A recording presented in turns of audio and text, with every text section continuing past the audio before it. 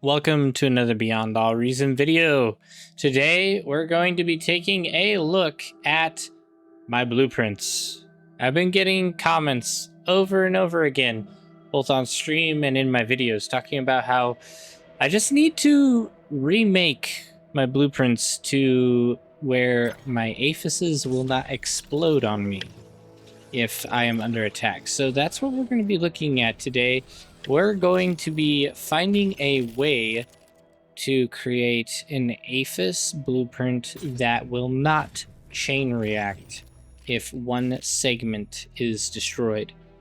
So we're going to be doing a little bit of testing, and this is just kind of a like a join me on the experience type of video, where I'm going to be doing some testing because I honestly am not really sure what method will be best for like maintaining a proper like closeness of blueprint, so it's not like super expansive, but it also is resilient to damage. And that's kind of going to be a little bit of a tricky thing to figure out here. So I'm gonna need some AI to help me out here. I think what we'll do is we'll go for just some vehicles. If I get T2 vehicles, that'll probably be best. Because then that'll likely be what's attacking the AFUS anyway, is a handful of vehicles, T2 vehicles. So we're gonna use these guys to test with.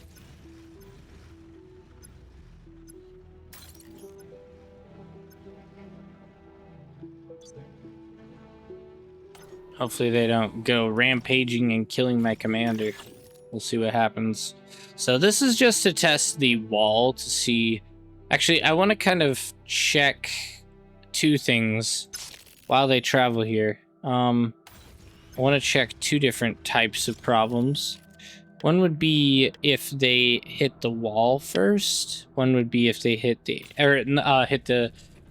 converter first. The other would be if they hit the AFUS first, and what the difference is, because I have a feeling if they hit the AFUS first, no matter what you do, you're gonna lose like everything, because the AFUS is just gonna explode massively. I don't think a single layer of walls is gonna defend against that.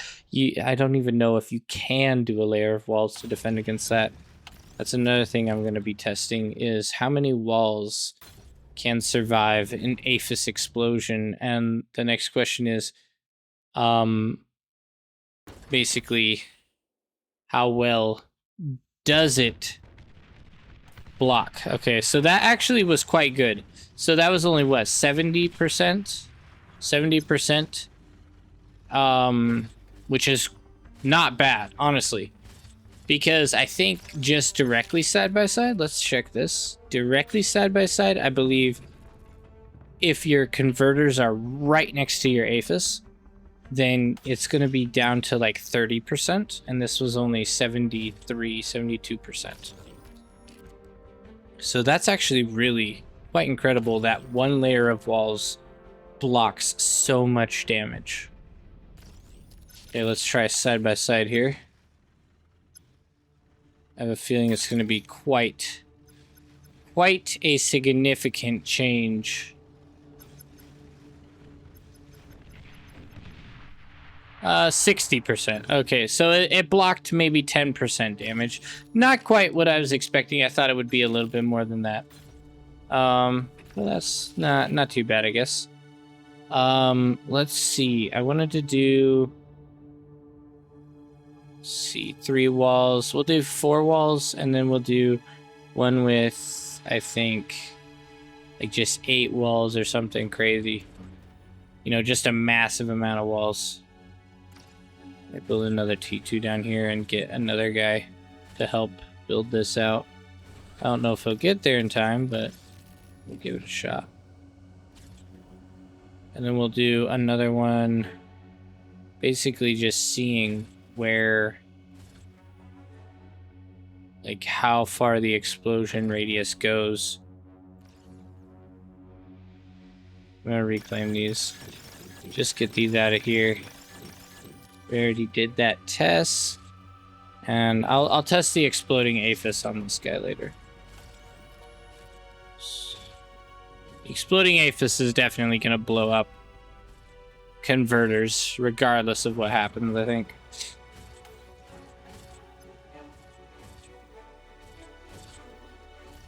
Okay, actually, before you go, I want to do converter. No. You guys are gonna blow everything up.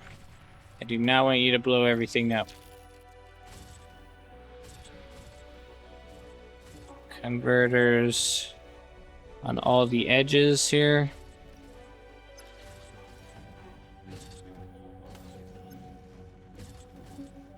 Okay.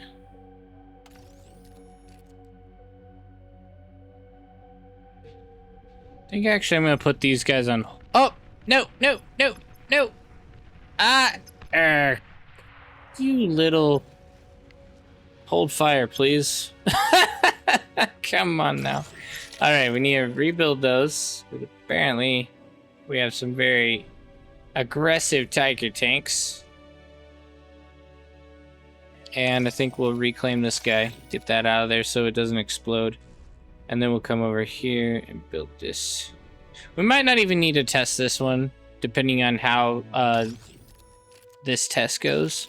I have a feeling that this exploding is just going to explode everything in this radius. Like, these walls are not going to do anything. That's my theory. That this is going to chain react, this is going to chain react, this is going to chain react, and this maybe will stay alive. But I'm not hopeful, to be honest. I am not hopeful at all. Okay, so AFUS explodes. Oh, well, for one, we can't hit it. That's another problem. I might need some other units. Something like the Banisher should be able to lob them in. I should have made just one little line that you could shoot through. In fact, I could probably do that. Let's get rid of this. Get rid of this. There, that's a little hole we might be able to shoot through if we line up real close. And then hit this guy. See what happens here.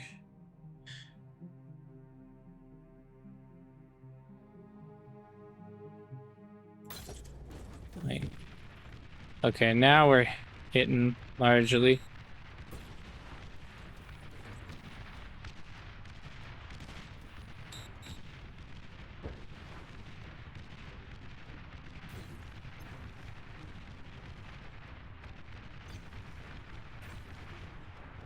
Okay, almost gonna go. See what we got. Boom. Yeah, it explodes everything. And so, okay.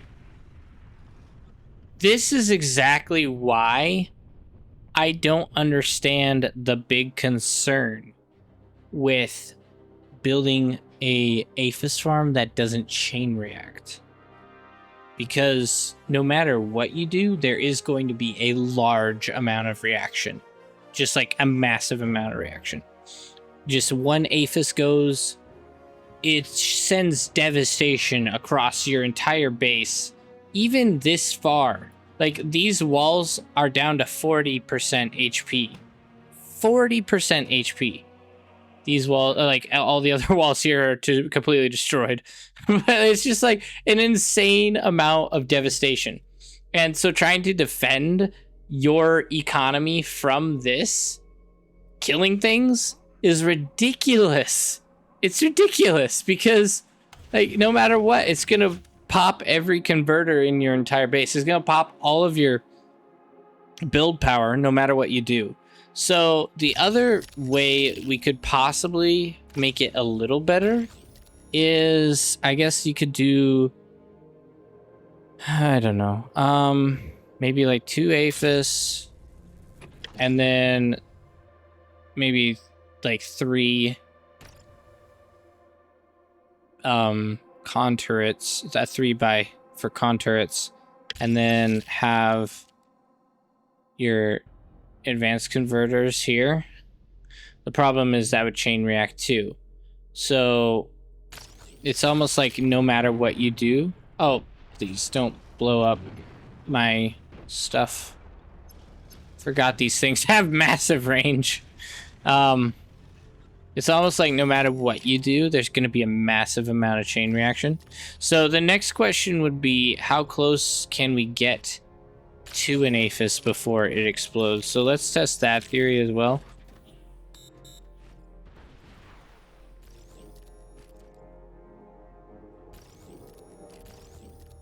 Why can't I reclaim here? There we go. Oh, that's going to take forever. Okay, so let's see. If we do 1, 2, 3. Wait, no, it's like a single square. So essentially on the grid, there will be a single AFUS worth of distance between AFUSes. So let's check and see what that will do. As far as explosions go. I have a feeling it's still going to completely blow up all of these. Or at least very heavily weaken them. Boom. Yeah, it's down to 1. So that alone brought this down to 1 HP, which is insane. And if you have a single converter, 1 converter next to it, this would be gone. So that's with a 4x4 square, or a 2x2 square, I guess, of space. So now let's try something like a 8 square space between. Okay, so something like that. And the problem with this setup is now there's a ton of, like, it takes up a massive footprint. So if you are limited on space, this would never work. Because the footprint's just so massive. Because then you're doing, like, you know, your AFUS farm. That's only, what, 6 AFUS? Boom, right there. And that's a huge footprint. And then you're stretching your build power all across here because you can only, you know, you only need like what, a couple, like 2 rows of turrets or 1 row of turrets, and then the build power has to shift over more, and so you spend more in build power, which then will lower your potential on the front lines because you're just spending so much.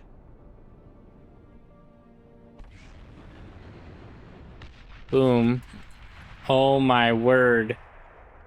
I mean, maybe that was an unfair example because it chain reacted those guys. I think I killed one of my constructors. Okay, let's restart that example because I don't think that was quite fair. We're going to get rid of the broken. And then we're going to just do a 4x4. Or 4, you know, 4 AFUS. With 4 spaces between them. Lazarus are probably going to be OP for reclaiming old stuff that we don't want anymore.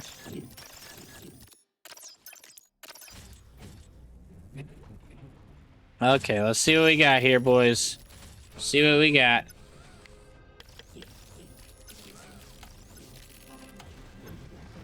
What do you got? Oh, these things are even getting damaged from the explosions from so far away. Okay, so that was 20%, which once again, 20%, if there's other stuff around it, would be closer to 10%. You know, if there's a fusion, or not a fusion, if there's like energy converters around it, it's going to be closer to 10%. So now let's test my blueprint that I currently have, which is this guy. And it's very compact, which I like, because that means I can scale better. and I don't have to worry about room constraints, especially for maps like Glitters, where room is very valuable. I would say that space is almost as valuable as, anything else in that map, because you start to run out as the game progresses. And the closer to the front line you have your resources, the more likely they are to pop. Okay, so this blueprint, it's pretty basic, but it's compact. Okay, let's see what these guys do with it.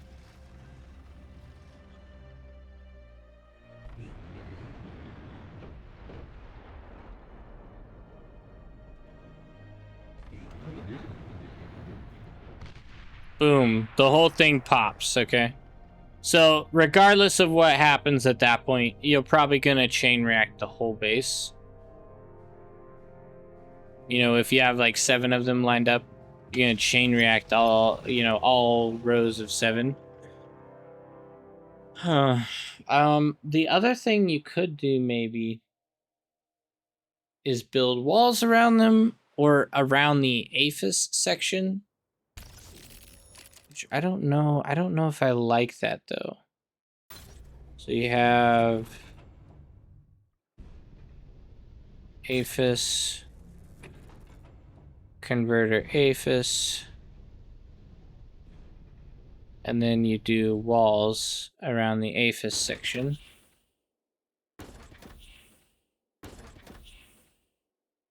Now, what might actually be a good idea is a pop-up turret every single length, but that I'm not sure if I'm a fan of that, because the pop-up turrets, well, it's only 600.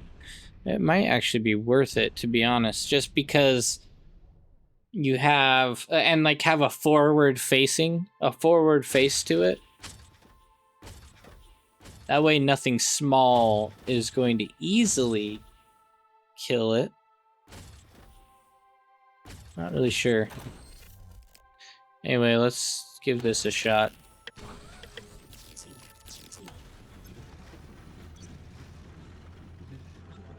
So then we're in range of the pop-up. But the pop-up's just eviscerated in 10 seconds. I mean, it definitely takes more hits, but it's still a lot of damage. Yeah. It's not that much better still. Yeah. I mean, guys, to be honest, I'm struggling to be convinced. And that might make some of you upset. And if it does, please tell me why. Because I cannot justify separating out my AFUS in a manner that doesn't chain react them, just due to the space requirements to do so. It's too extensive. And if an AFUS goes, an AFUS goes, and your whole production's gone. For the most part, that's what I have seen to be true. So if you guys have experienced something different and you believe I am incorrect in my assessment, please let me know. But I mean, and maybe give me some ideas to try and to test, because I just cannot for the life of me find a reason to do this. I want to. I do want to do it. It's just it doesn't seem logically required, if that makes sense. Anyway, let me know what you guys think, and I will see you guys on the battlefield.